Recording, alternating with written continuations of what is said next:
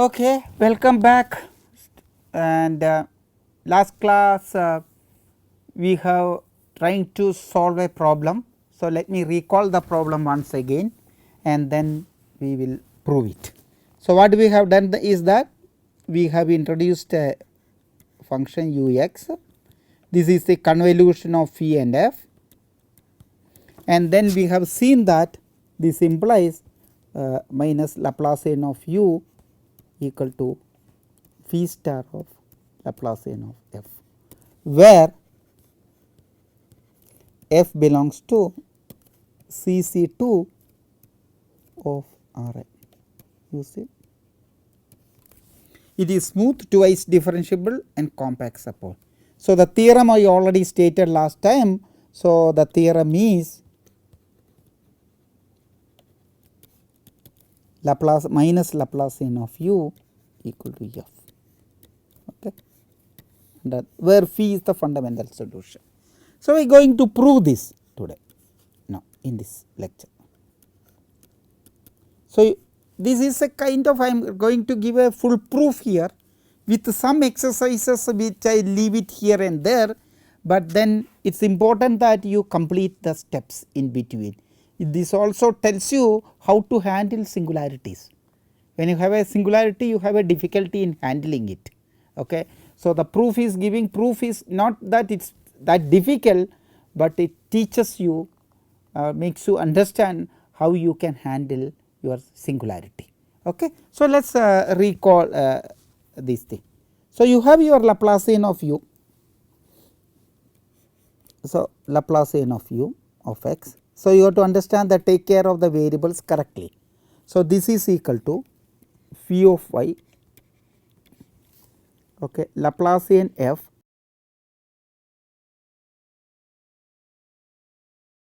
x, okay, dy. This is in Rn. I may not write all the time. So, this I am going to write it in two terms. You have a singularity, right. So, I want to you have a, I want to take care of the singularity separately, that is the problem. So, I will take this, so, and I have a ball here, okay, I have a ball and then this is the origin. So, I consider a ball of radius epsilon. Okay. So, you have to understand the normal and all that way. So, I will write this as I epsilon plus L epsilon, and what is my I epsilon? That is integral over B epsilon of 0, that is where the singularity issue. So, I want to get rid of the singularity slowly, okay. Phi of y Laplacian of f x minus y, okay, dy, the same term, but it is outside, okay, Rn minus B epsilon of 0, okay. This is my L epsilon, okay, same thing. But now look at the first term, so that I do not have to carry it to that level. So, let me change a color here. So, look at this first term, f is CC2, f is in CC2 of Rn.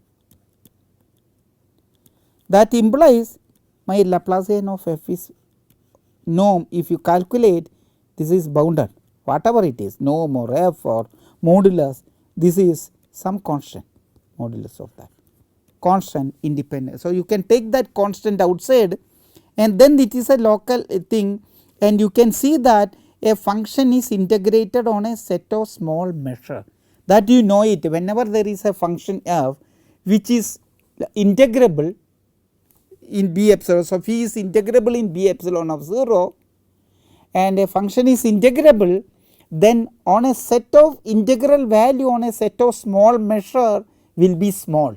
In other words, integral of f is, so you can estimate integral of I epsilon to a small quantity. So, when take Laplacian of x outside, because it is a constant, you are integrating phi over a set of small measure when epsilon is small, okay, B epsilon of 0.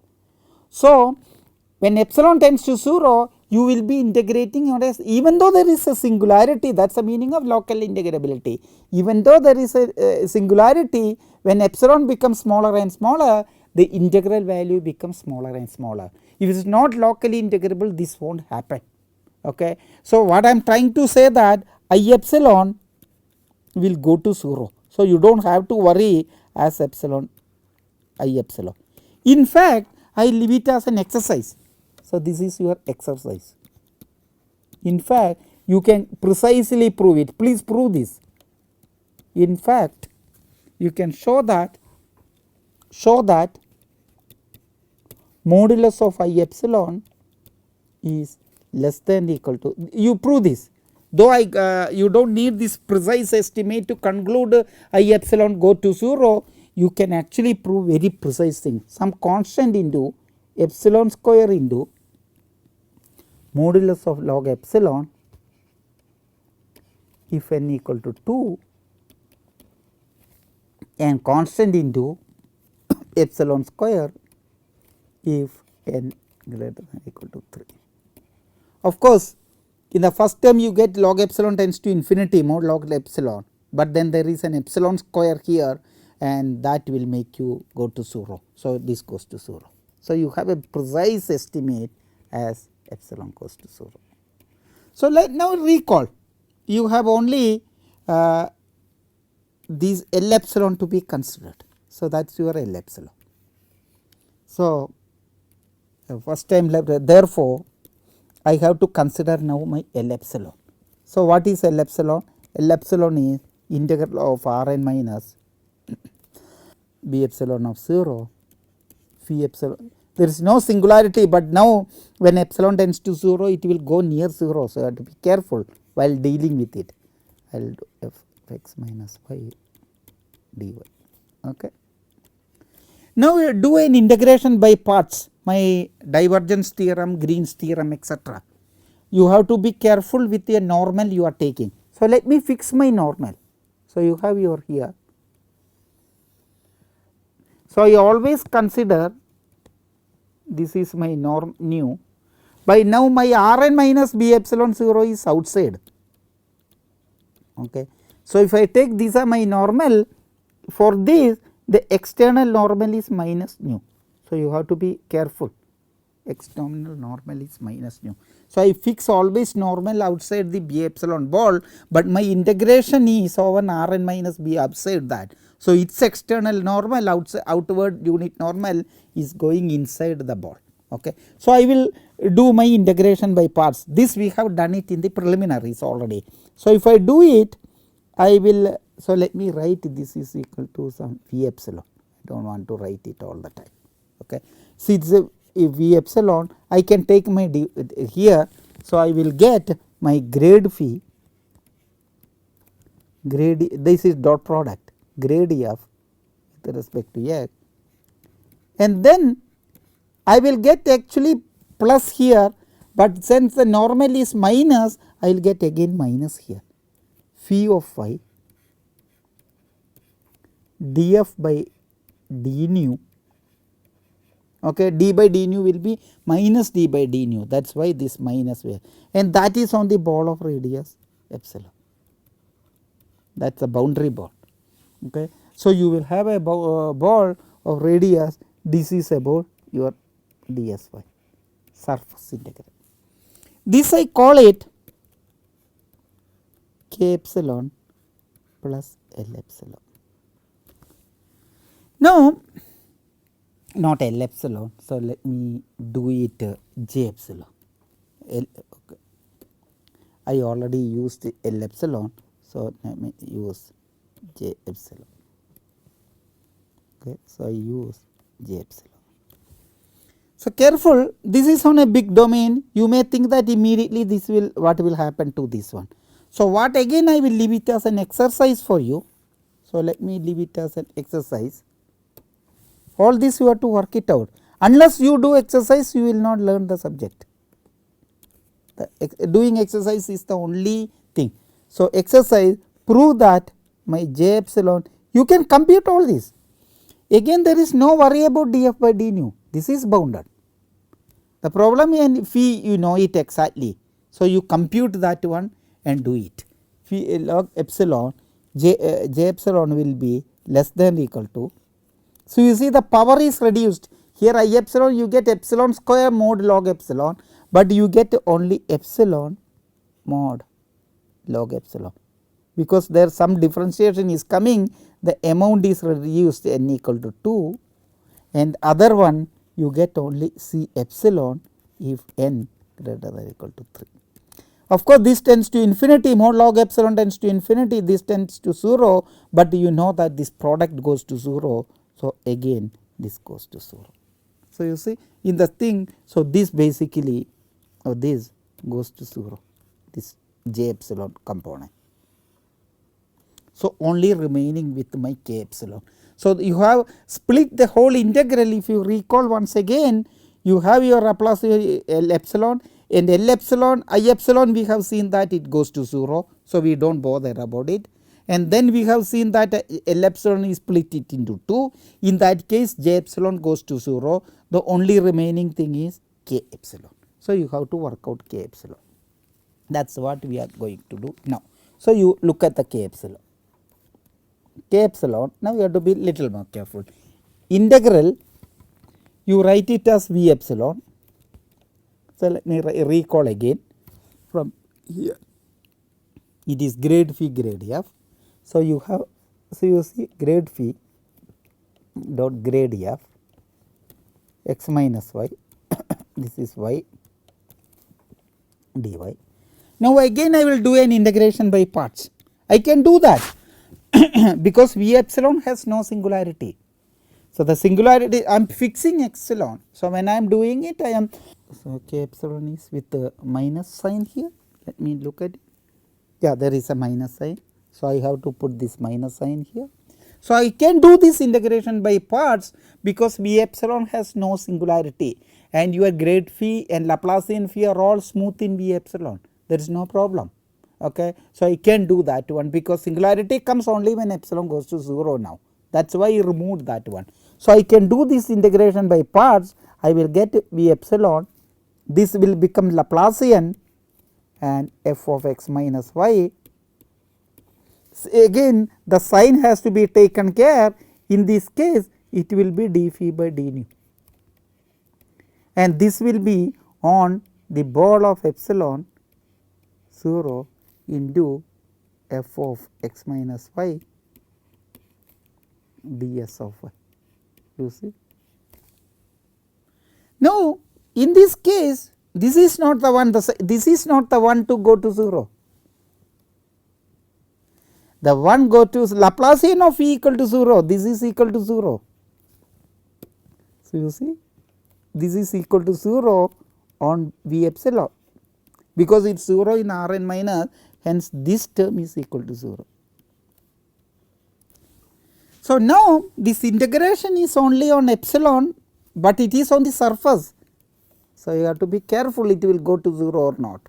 So, already you have seen that in one step the order of epsilon reduced, but now you have to understand how much this contributes, how much is its singularity, and there will be a singularity here in d phi by d nu, there will be a smallness here. So, it is a kind of trade off between the singularity and this thing. In the earlier case the smallness was bigger than the singularity, strength of singularity.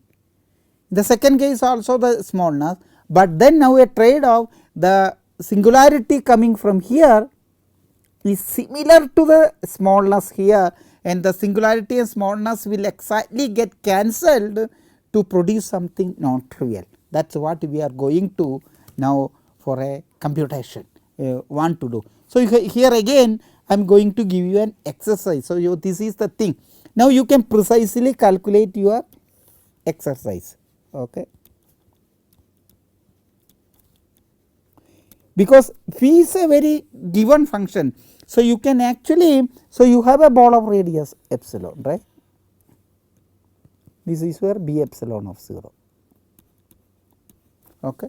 And this is so if you have a ball of radius 1, if ball of radius 1 nu is the thing, your normal, so this is only epsilon.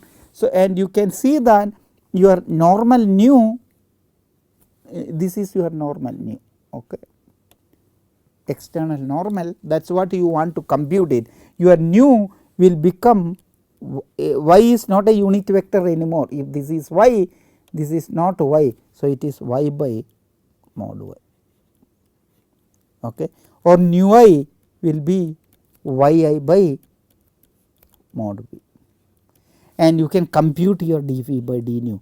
Your dphi by d nu is in this case is nu dot grade phi. So, compute this grade phi I already told you to complete in the earlier lectures.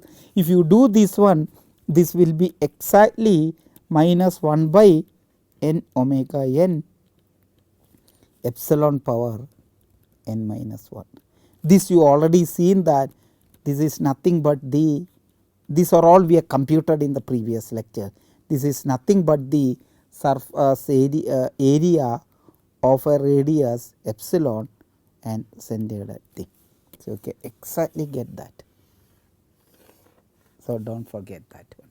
So, you can exactly compute your d phi by d nu, that is nothing but minus 1 by.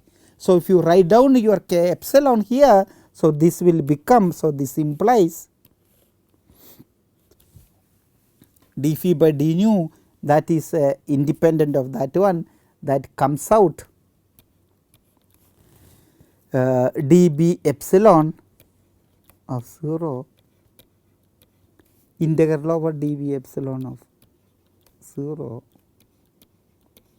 into f of x minus y, you differentiate with respect to y. So, you see this is what your k epsilon is.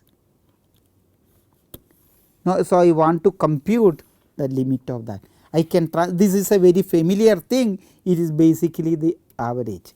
So, that k epsilon becomes minus 1 by, I can make a translation. So, I will get, when you do that translation, I can translate to the origin b epsilon of 0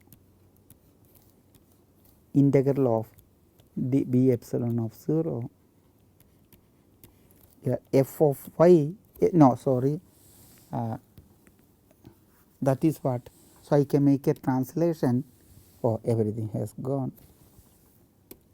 So, this is not b epsilon of 0, I can translate that to the origin, I can write it as x here, I can make a translation,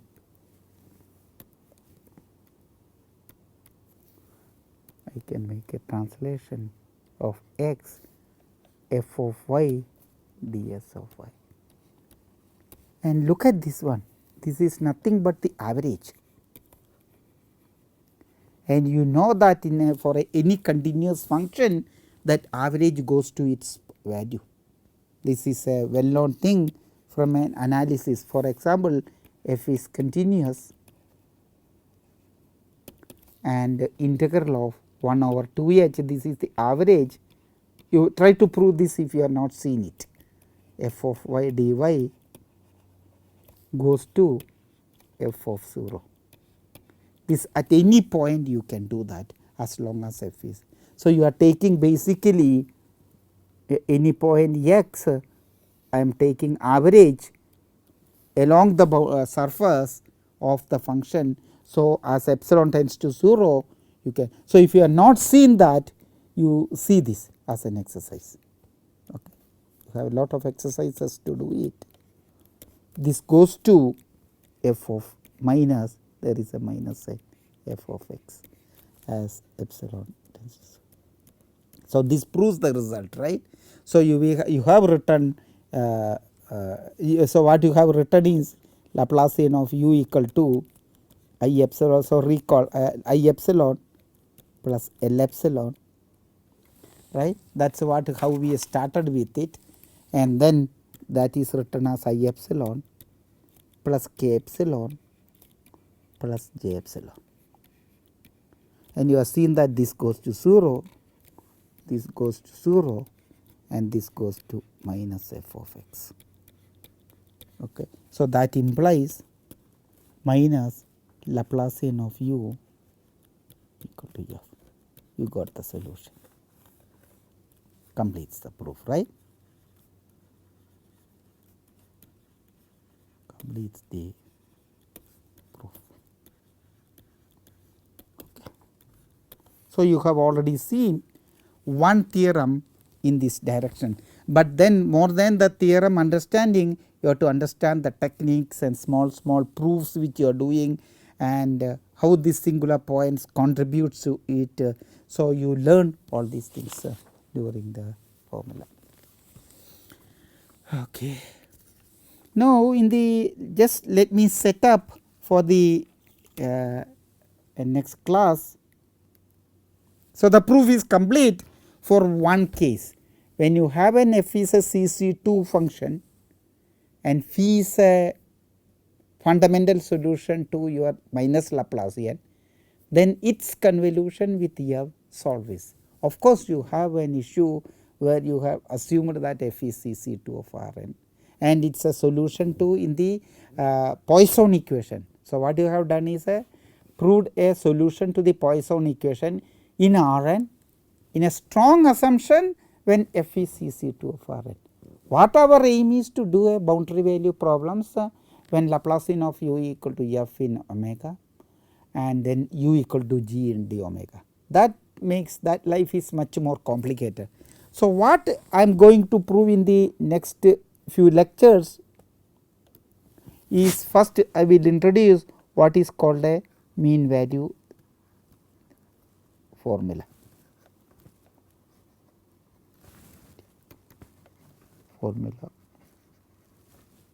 Okay.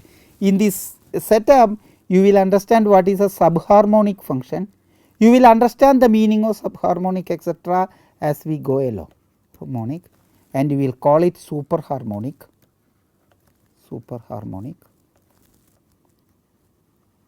So, sub-harmonic means u is this is a definition. Okay. U is sub-harmonic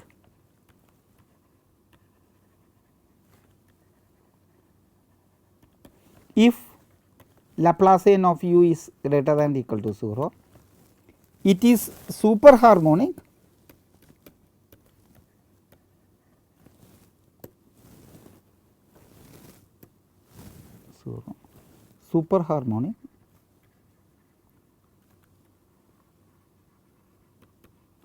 if Laplacian of u less than or equal to 0, and harmonic, of course, harmonic if and only if sub-harmonic and super-harmonic, and super-harmonic.